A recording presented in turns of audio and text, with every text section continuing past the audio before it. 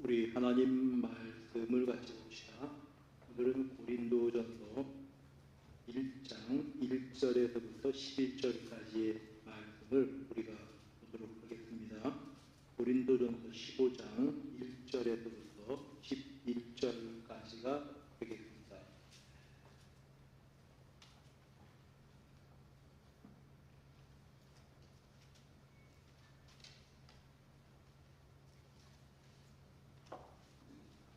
찾으셨으면 우리가 한 절씩 교독합니다. 형제들아, 내가 너희에게 전한 복음을 너희에게 알게 하노니 이는 너희가 받은 것이요 또 그 가운데 선 것이라.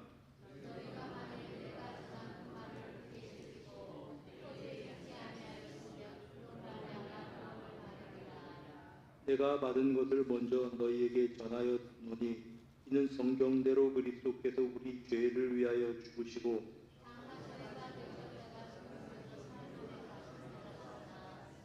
게바에게 보이시고 후에 12 제자에게와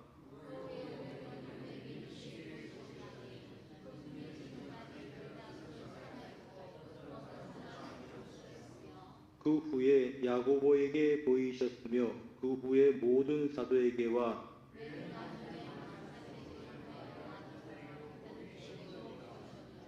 나는 사도 중에 가장 작은 자라. 나는 하나님의 교회를 맡게 하였으므로 사도라 칭함 받기를 감당하지 못할 자니라.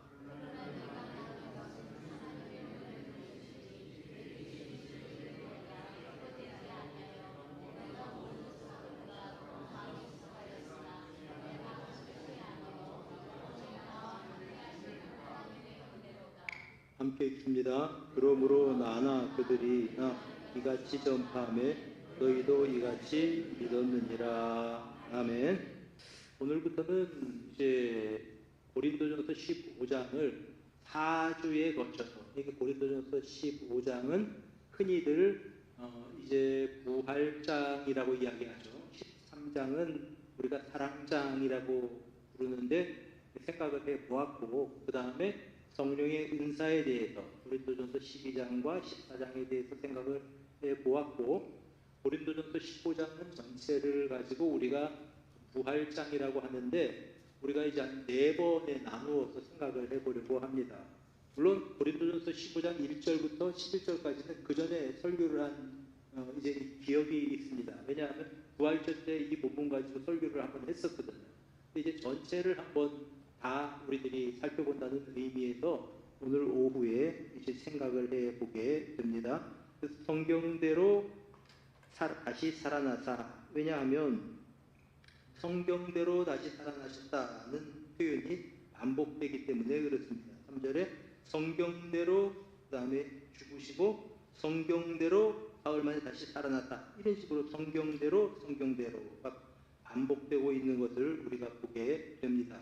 예수 그리스도의 부활에 대해서 제일 먼저 첫 번째 드는 것이 성경의 증거다라고 하는 그러한 말씀입니다.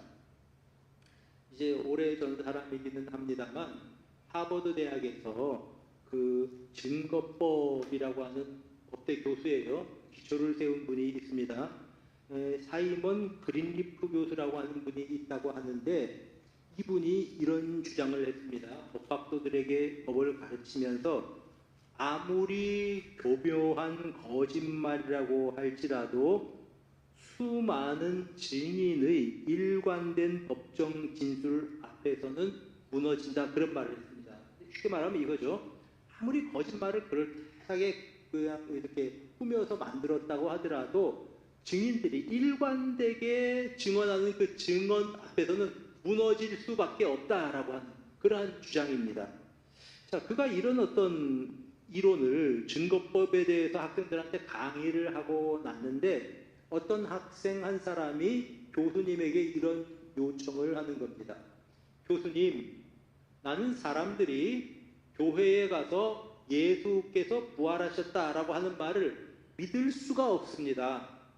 그런 일을 본 적도 없고 경험한 적도 없는데 어떻게 예수께서 죽었다 살아나셨다 그런 말들을 하는지 모르겠습니다.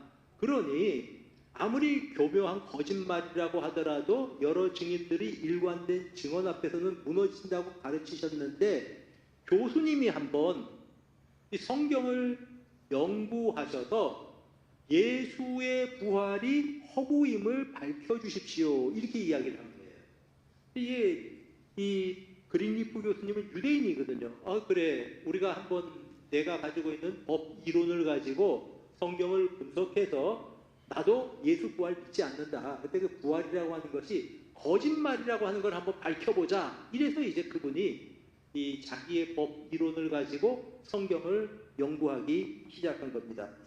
그리고 나서 오랜 시간이 좀 걸렸겠죠. 그러니까 성경을 다 세밀하게 검토한 다음에 그 학생을 다시 불렀다고 합니다. 불러서 하는 말이, 내린 결론이, 인류 역사에 예수의 부활만큼 완벽한 법적 증거와 일관된 자료들을 가진 사건은 없다. 만약 예수의 부활이 허위라면 우리가 가지고 있는 모든 법적인 판결의 근거도 다 믿을 수 없는 것이 되고 만다. 그렇게 이야기했습니다. 무슨 뜻인 거 아니? 성경에 나타나는 여러 사람들의 증언이나 증인이나 이런 것들이 있지 않습니까? 그것들 다 파악해서 법정 진술로 가정을 하고 한번 앞뒤를 맞춰보았는데 그 증인들의 진술이 다 일관되더라고 하는 겁니다. 그러면 이거는 부활은 역사적인 사실이다, 이렇게 그가 인정을 할 수밖에 없었던 거죠. 근데 이 일을 계기로 유대인이었던 그가 개종을 했다고 해요. 그래서 책을 하나 썼는데, 복음주의자들의 증언이라고 하는 1847년에 나온 그 책을 이 사람이 썼는데, 그 계기가 바로 이러한 계기였다고 합니다. 예수께서 다시 살아나셨습니다. 오늘 우리가 오전에 이제 요나의 이야기를 말씀을 드렸는데, 요나 사건이 역사적인 사실이라고 우리가 인정하는 그 근거 중에 하나가 예수께서 요나의 사건을 인용하셨다는 것 때문에 그렇습니다. 자, 요나가 큰 물고기 뱃속에서 사흘간 있었던 것처럼 인자도 사흘 동안 땅 속에 있을 것이다. 예수님의 말씀입니다. 그러면 요나의 이 사건이 허구라고 한다면 예수님 말씀을 우리가 믿을 수가 없게 되는 거죠. 우리 믿음의 근거가 막 흔들리는 거죠. 그래서 요나 사건은 이거는 농하다, 혹은 뭐 설화다, 혹은 허구다, 이렇게 이야기하면 안 되는 겁니다. 우리 신앙의 체계 자체와 관련이 있는 사건이라고 하는 것이죠. 오늘 본문에서 바울 사도는 고린도 교회 교인들에게 예수의 부활이 그거는 확실한 사실이다, 역사적인 사실이다 라고 그렇게 이야기를 하고 있습니다. 원래 이 고린도 교회 사람들은 헬라 철학의 영향을 받는 사람들입니다.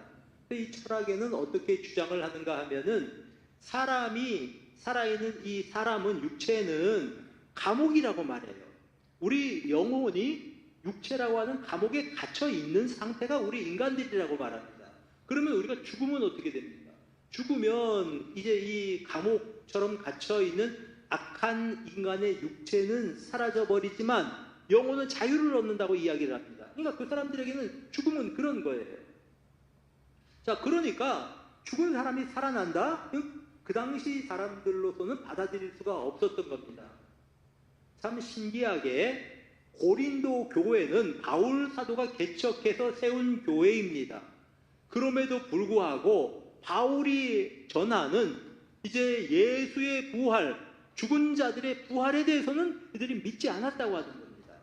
그래서 이 사실에 대해서 죽은 자들 때문에 슬퍼하고 우리 어머니, 우리 아버지, 할머니 다시는 만나지 못하겠다 슬퍼하고 있는 고린도 교인들에게 예수 그리스도의 부활은 분명한 역사적인 사실이고, 그렇기 때문에 여러분들의 부모님들, 먼저 세상을 떠난 사람들도 다시 부활하실 것이고, 우리들 역시 죽음을 넘어서는 소망을 가지고 살 수 있다라고 하는 것을 강조하기 위해서 쓴 글이 고린도전서 15장이다라고 하는 그러한 말씀입니다. 이제 1절부터 한번 봅시다. 바울 사도의 말이, 형제들아, 내가 너희에게 전한 복음을 너희에게 알게 하노니 이는 너희가 받은 것이요 또 그 가운데 선 것이라. 자, 내가 너희에게 전한 복음이라고 그렇게 말했습니다. 그들이 이 복음을 받아서 이 복음을 근거로 해서 교회를 세워서 그리고 지금까지 교회에서 하나님을 예배하고 있는 겁니다.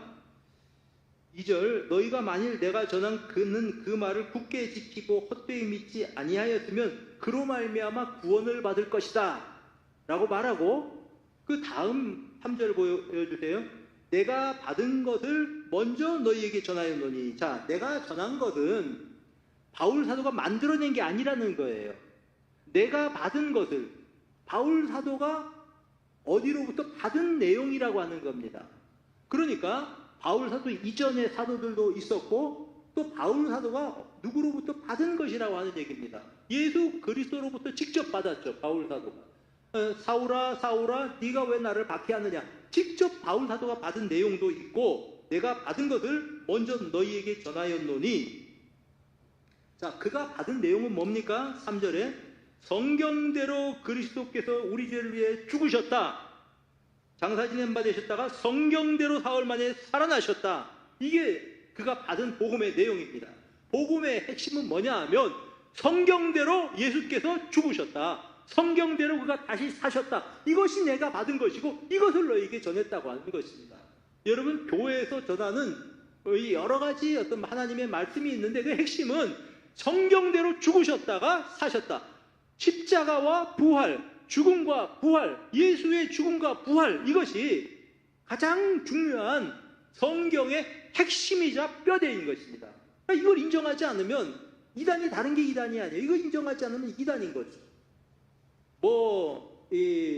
요즘 나오는 것처럼 통일교도 그렇고 또 뭡니까? 신천지도 그렇고 또 요즘 뭡니까? 정명석도 그렇고 다 예수의 부활, 죽음과 부활이 완전한 속죄가 아니라고 가르쳐요. 다 가짜입니다. 사기입니다. 여기 보니까 내가 받은 복음은 예수께서 죽으시고 성경대로 사셨다. 이것이 복음이라고 하는 것입니다. 이것이 복음의 핵심이다라는 것입니다. 자, 그리고 내가 전한 복음을 너희에게 전했다.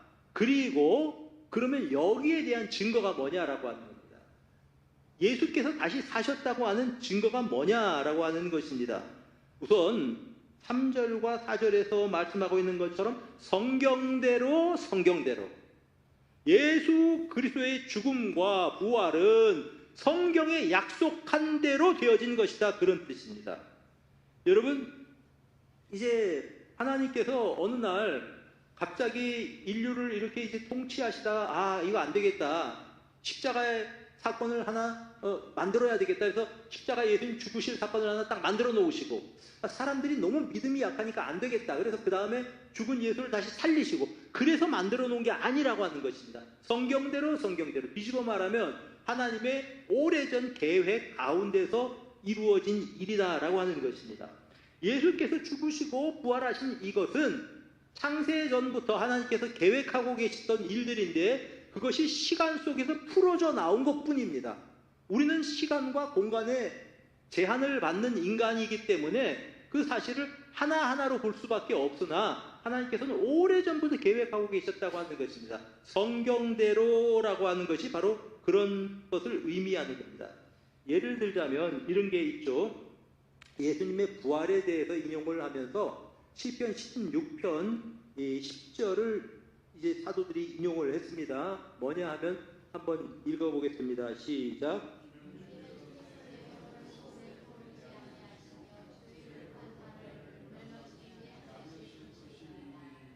자, 이 시편을 가지고 예수님의 부활에 대해서 증언하면서 인용을 했습니다. 그러니까 이 시편에 기록한 기자는 이 사실을 모르고 기록했을지도 몰라요. 그러나 신약의 관점에서 이 사실을 보면서 이거는 예수님에 대한 예언이다. 이렇게 이제 사도들이 밝히기도 하고 여기다 이제 그것을 가지고 예수의 부활을 입증하기도 하는 것입니다. 여러분, 우리가 유언 혹은 유서를 알 수 있죠. 어떤 사람이 자기가 죽기 전에 유서를 써둡니다. 첫째, 내 재산은 어떻게 처리해라. 내가 집이 몇 채가 있는데 한 채, 두 채, 세 채 이것은 어떻게 처분하고 어떻게 처분하고 어떻게 처분하고 또 이제 부동산만 있는 게 아니니까 내 통장에 예금은 이렇게 처리하고 저렇게 처리하고 이렇게 해서 내 자식들이 셋인데 이렇게 나누어 주도록 해라라고 유서를 써서 도장을 찍어서 그것을 이제 우리들이 그 입증을 한번 했다고 한번 해봅시다. 뭐 변호사가 와서 거기에 대해서 그 확인을 했다든지 이렇게 될 때 그 사람이 세상을 떠납니다. 그러면 그 유서대로 유언을 기록한 유서대로 집행을 하면 되는 겁니다. 재산은 이렇게 하고 뭐 집은 이렇게 팔아서 누구를 주고 몇 %씩 뭐 자녀들에게 어떻게 주고 이게 다 이렇게 이제 그 유서에 의해서 이루어지는 것이다. 그런 말씀입니다. 명백한 문서로 기록되어 있으니까 그렇게 하면 되는 겁니다. 자, 예수님의 십자가와 부활은 어느 날 갑자기 생긴 사건이 아니고 하나님께서 명백하게 문서로 기록해 놓으신 사건입니다. 그 문서가 뭐냐면 성경이라고 하는 것입니다. 그러니까 성경대로 죽으시고 성경대로 살아나셨다. 이것은 오래전부터 하나님께서 이 사건에 대해서 분명히 반드시 인류의 역사를 통해서 이루실 사건이라고 생각을 하셔서 구약에 약속해 놓으시고 기록해 놓으신 것이 구약 성경인데 성경대로 죽으시고 성경대로 살아나셨다라고 하는 것이 바울 사도의 주장입니다. 다시 말씀드리면 하나님의 말씀에 의해서 오랜 계획에 의해서 이루어진 사건이 십자가와 부활이라는 것이죠.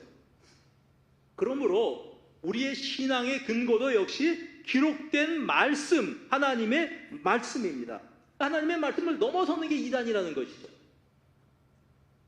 여러분, 우리의 신앙의 근거는 어떤 내 감성에 그 근거를 두는 것이 아닙니다. 물론 우리가 예수를 믿으면 정말 그 감격하고 또 우리가 찬송하고 때로는 눈물을 흘리고 이런 감정적인 측면이 있어요. 성령께서 우리 마음속에 임하실 때 확신을 주시고 정말 우리의 마음속에 걱정이 싹 녹아지고 이러는 경험들이 있습니다. 그걸 무시하는 건 아니고 신앙의 근거는 근본적으로 하나님의 말씀에 있다. 객관적인 진리 위에 있다라고 하는 것입니다.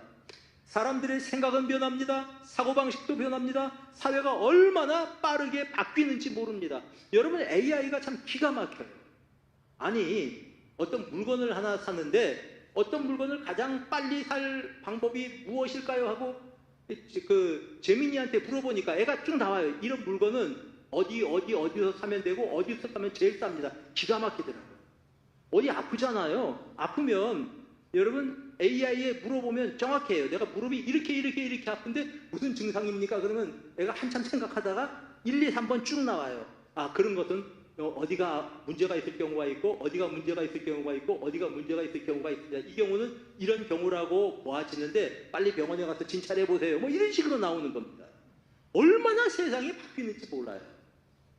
바뀐다고 할지라도 영원히 변하지 않는 하나님께서 주신 신앙의 근거는 객관적인 하나님의 말씀이신 줄로 믿습니다. 바울 사도는 예수께서 부활하셨다. 성경대로 죽으시고 성경대로 부활하셨다라고 먼저 말씀하고 있습니다. 두 번째 바울 사도가 예수님의 부활이 분명한 사실이라고 증언하는 두 번째 근거가 있는데 그것이 무엇이냐 하면 부활하신 예수님을 만난 사람들입니다. 그게 이제 4절부터 등장하죠. 예수께서 살아나셔서 제일 처음 게바에게 보이셨다. 베드로죠. 그 다음에 12제자에게 보이셨다. 예수님의 12제자입니다. 다음에 6절에 그 후에 500여 형제에게 일시에 보이셨다. 이 500여 형제가 누구를 말하는지는 정확하게 모릅니다. 하여간 중요한 것은 500명에게 예수님께서 500명이 모여있을 때 동시에 나타나신 사건이 있다는 거예요. 복음서에 기록되어 있지는 않습니다. 그런 사건이 있다고 하는 거예요. 바울 사도가. 그러니 이것을 썼을 때 고린도 교회나 그 당시 초대 교회의 사람들은 어떤 사람인지 사건인지 인식하고 있었단 말입니다. 그 사람들 있지 않느냐.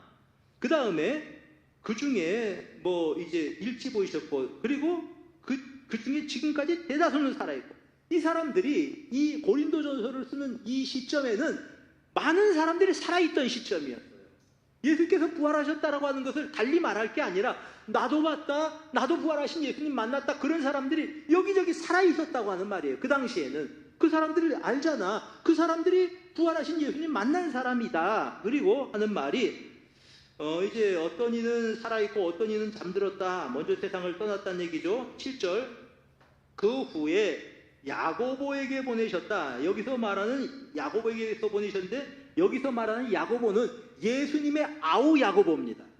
여러분, 예수님의 아우 야고보가 예수님 믿지 않았어요. 처음에 예수님 믿지 않아서 예수님 어머니와 예수님 아우들이 다 예수님을 찾으러 다녔습니다. 예수님 미쳤다고 그렇게 생각을 했었습니다.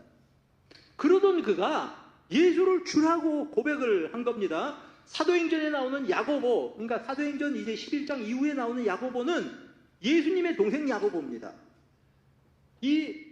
그 예루살렘 교회를 세울 때 주도적인 역할을 했던 사람이 바울 베드로 사도이고, 그 다음에 이 예루살렘 교회에서의 중요한 결정권을 가지고 이 모든 것들을 끌어갔던 사람이 예수님의 아우 야고보입니다. 그 예수님의 아우 야고보도 있지 않냐. 그 다음에 또 모든 사도에게 또 한 번 나타났던 모양입니다. 그 다음에 그가 한 말이 나도 부활하신 예수님을 만났다. 이게 8절이에요. 맨 나중에 만삭되지 못하는 자 같은 내게도, 이 칠삭동이라는 얘기죠. 좀 모자란 사람이라고 하는 바울 사도의 자신의 겸손한 표현입니다. 난 칠삭동이 같은 사람인데 내게도 보이셨다. 나도 부활하신 예수님을 만났다라고 하는 것입니다. 여러분, 수많은 증인들이 있다고 하는 거죠. 그러니까 고린도 교인들이 부활 그거 맞아? 예수님 부활하신 거 맞는 거야? 아니 그러면 먼저 세상을 떠난 우리 그 동료 신앙인들도 다 다시 살아난 거 맞아? 그랬더니 바울 사도가 게바에게, 12제자에게, 500여 형제에게, 또 야고보에게, 그리고 나한테도 보이셨다. 그런데 그들이 이렇게 말할 때 할 말이 없었거든요. 많은 사람들이 그 당시 주변에 살아 있었습니다. 나도 봤어. 나도 그때 예수님 만날 때 있었어. 500명 함께 만날 때 나도 있었어. 너도 있었어. 이러고 나오니까 맞아. 그거는 거짓말이 아니고 예수님께서 살아계신 사건이 맞아. 이렇게 되었던 것입니다.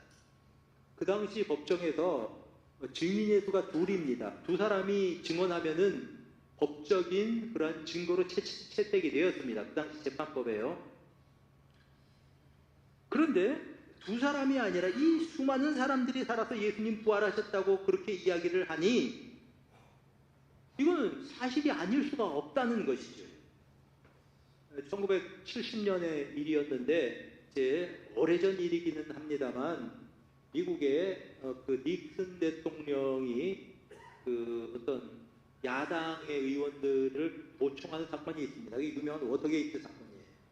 그러니까 이제 이 닉슨 대통령과 그 보좌진들, 참모들이 다 우리가 정치하는데 야당 의원들의 어떤 회의라든지 뭐 이런 것들을 다 불법으로 도청했습니다. 대통령이라고 할지라도 이게 나중에 밝혀졌어요. 난리가 났습니다. 그래서 닉슨 대통령이, 원래 미국 대통령들은 보통 특별한 일이 없으면 재선까지 해요. 8년 동안 한다고요, 보통 당선되면. 그런데 당장 사임하고 대통령직을 내려왔었던 사건입니다. 자, 이때 워터게이트 사건을 이제 같이 하고 있을 때 미 대통령을 보좌하던 참모진이 12명이 있었대요. 그래서 이들이 서로 모여서 결의를 했답니다. 우리가 우리 대통령의 명예를 지키고 우리의 명예를 지키기 위해서 절대로 비밀을 누설하지 않는다. 불법 도청에 대해서는 절대로 우리가 부인해야 된다. 그들이 12명이 결의를 했대요. 자, 이 사람들이 어떤 사람들인가 하면 미국에서 제일 똑똑한 사람들일 거 아니에요. 제일 똑똑한 사람들, 뭐 하버드 나오고 뭐 이런 사람들일 거 아니에요. 뭐 프린스턴 출신들 뭐 이런 사람들일 거예요. 예일 법대 나오고 뭐 이런 사람들일 거라고요. 이들이 우리는 절대로 마음을 같이 해서 결의를 했습니다. 우리의 명예를 지키고 대통령의 명예를 지킨다. 우리는 절대 이 사건에 대해서 부인한다. 자, 그러니까 이제 특검에서 이 사람들을 불러다가 이제 그 검찰에 조사를 하기 시작했죠. 대통령의 도청이 사실이냐 이걸 파기 시작했는데요. 3주가 지나기 전에 12명이 다 자기 살라고 이 사실을 불어버렸어요. 전부 다. 유명한 사건입니다. 그래서 뭐 대통령은 당연히 이제 하야를 하고 뿐만 아니라 이제 12명 다 감옥살이하고 그렇게 된 거죠. 그 중에 한 사람이 찰스 콜슨이라고 하는 사람이 있는데 그 사람이 감옥에 가 있으면서 예수 그리스도를 만난 사람입니다. 그가 이제 나중에 쓴 책에 이렇게 고백을 했습니다. 백악관의 엘리트 12명은 자기 목숨이 위태로워지자 3주 만에 완벽한 거짓말을 포기했다. 만일 예수의 부활이 제자들이 꾸며낸 거짓말이었다면 어떻게 그 가난하고 약했던 제자들이 한 명도 배신하지 않고 도리어 십자가에 거꾸로 매달리고 목이 잘리면서까지 평생 그 거짓말을 위해 목숨을 바칠 수 있었겠느냐라는 거다. 자기들은요, 자기들의 어떤 기득권을 지키기 위해서 거짓말 같이 하기로 결심을 하고 결의를 한 12명이 그 똑똑한 사람들이 3주 지나기 전에 다 불어버렸어요. 검찰에서. 그런데 예수의 부활이 사실이 아니고 거짓말이라고 한다면 그 유약한 사도들, 그 유약한 제자들, 그들이 어떻게 생명의 위협 앞에서 십자가에 매달리고 어떤 사람은 막 칼로 목이 베어지기도 하고 이런 가운데 하나도 배신하지 않고 예수의 부활은 사실이다 그렇게 얘기했느냐. 내가 볼 때는 이거는 예수의 부활이 역사적인 사실이기 때문이라고 그렇게밖에는 말할 수가 없다라고 하는 이 사람의 글이에요. 사랑하는 여러분, 거짓을 위해서 목숨을 버릴 사람은 아무도 없습니다. 고린도 교회에는 부활을 위해서 부활을 믿지 않는 사람들이 여럿 있었지만 바울은 5절부터 8절까지를 통해서 당신들이 알고 있는 이 사람들이 다 예수의 부활을 본 사람들입니다. 이 사람들이 증인들입니다. 라고 그렇게 이야기를 한 것입니다. 셋째로 부활의 증인, 부활의 확실한 증거가 세 번째 증거가 뭐냐 하면은 이제 믿게 된 사람들의 삶의 변화입니다. 자, 보세요. 바울 사도가 8절에 나에게도 보이셨다. 부활하신 예수님 나도 만났다. 그 다음에 나는 사도 중에 가장 작은 자라 왜 그렇게 말을 했습니까?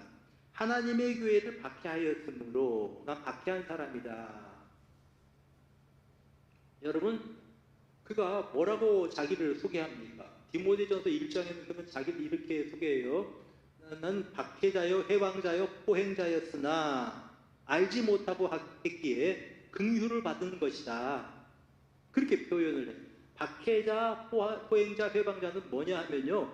박해자라고 하는 말은 이제 쫓아간다는 뜻입니다. 끝까지 예수 안 믿는 사람, 예수 믿는 사람들을 쫓아가서 박해하는 사람, 박해자. 회방자는 그 이름을 모독한다는 뜻을 가진 단어예요. 나는 예수의 이름을 모독하던 사람입니다. 포행자라고 하는 말은 말 그대로 폭력을 행사하던 사람이라고 하는 겁니다. 나는 그런 사람이었다. 그런데 내가 믿지 않을 때 모르고 했기 때문에 내가 긍휼을 입었다. 그는 그렇게 소개를 하는 겁니다. 난 이런 사람이다. 그런데 내가 믿지 않을 때 모르고 했기에 나를 긍휼히 여기셨다.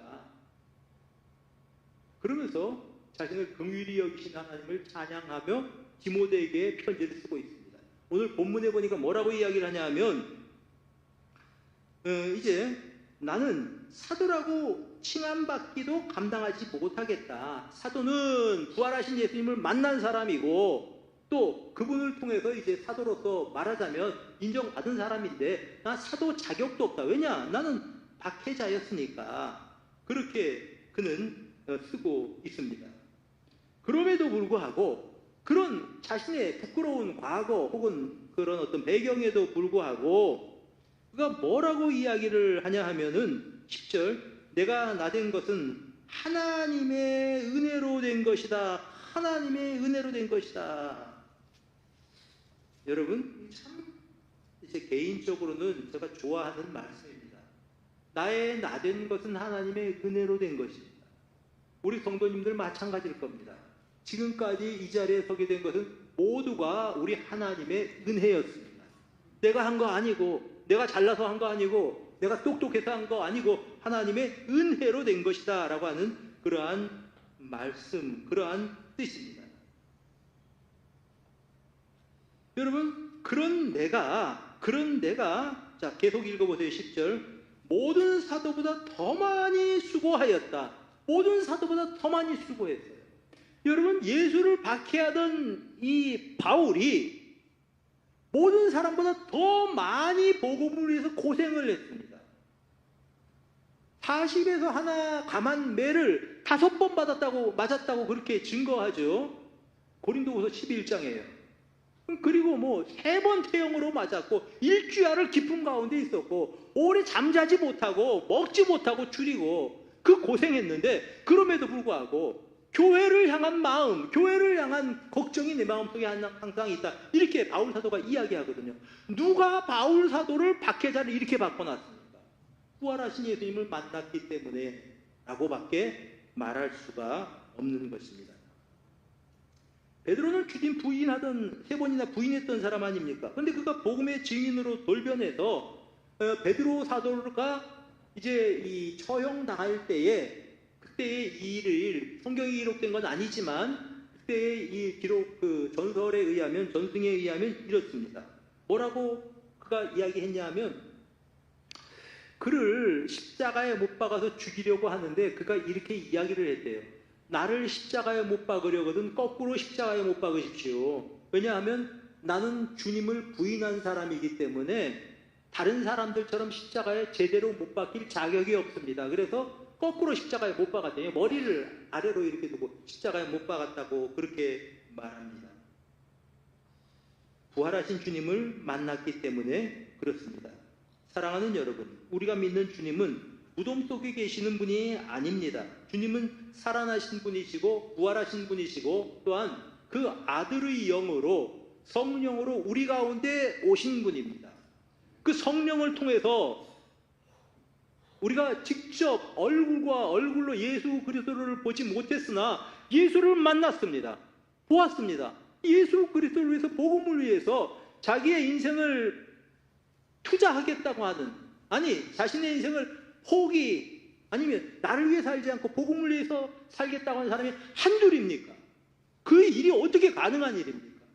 예수께서는 무덤 속에 계신 분이 아니시고 부활하셨고, 그 아들의 영이 성령께서 임하셔서 우리의 심령마다 찾아오셔서 우리가 예수 그리스도를 만났다고 하는 것입니다.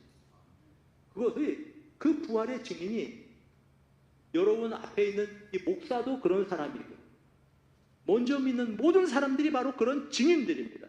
그렇기에 그 예수를 믿는 사람들은 예수로 말미암아 그 사람이 바뀌게 되어서 새로운 삶을 살게 되어져 있다라고 하는 그러한 말씀입니다. 자, 우리가 말씀을 정리하기를 원합니다. 예수님 부활하신 것은 역사적인 사실입니다. 성경대로 예수님 부활하신 사건은 수많은 증인들이 있었습니다. 그 증인 가운데 나와 여러분들도 부활하신 예수님의 증인입니다. 눈으로 본 것이 아니고 예수의 영, 성령을 받은 사람들, 성령을 통해서 이를 아는 사람들이 바로 증인이라고 하는 말씀입니다. 그리고 하나 더, 예수를 만난 사람들은 그들의 삶이, 생각이, 생활이 바뀌게 되어 있습니다. 다시 한번 우리가 믿는 이 부활의 신앙을 새롭게 한번 마음속에 세우시기를 바랍니다.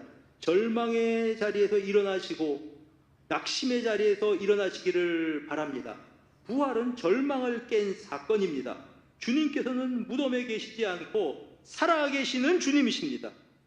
두 번째로, 이 세상의 두려움 앞에서 복음의 담대함을 확신하고 여러분 이를 위해서 증거하고 증언하는 삶을 살아가시기를 바랍니다.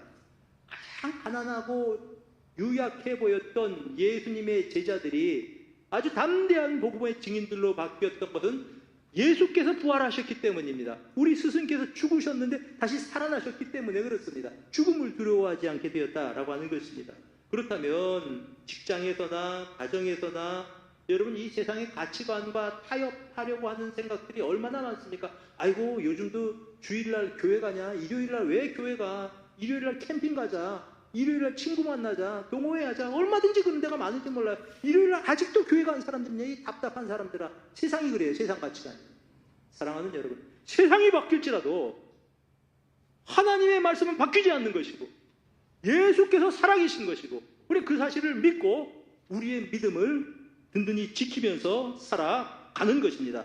부활의 증인답게 부활하신 예수님을 만났다고 한다면 당당하게 살아가는 여러분들이 되시기를 축복합니다. 이 세상의 시시한 유혹과 염려, 그것들이 우리들의 마음을 상하게 할 수는 있겠지만 영원한 부활과 천국 소망을 가진 사람들이 우리 일지인데, 이 세상의 것들에 목숨을 걸지 말고 영원한 가치가 있는 하나님의 나라를 위해서 우리에게 주어진 일상을 담대하게 살아나갈 수 있는 여러분 모두가 되시기를 축복합니다. 우리 주님은 우리 생각 속에 존재하는 분이 아니고, 관념 속에 계시는 분이 아니고, 허상 속에 계시는 분이 아니고, 입으로만 드리는 그런 신앙 고백 속에 계시는 분이 아니고, 살아계신 주님, 역사하시는 주님, 오늘도 우리의 심령 가운데 역사하시는 그 성령의 역사를 우리는 믿고 또한 그분이 인도하심을 따라 살아가는 것입니다. 이런 귀한 믿음으로 살아가는 부활의 신앙 가지고 사는 여러분 모두가 되시기를 주님의 이름으로 축복합니다.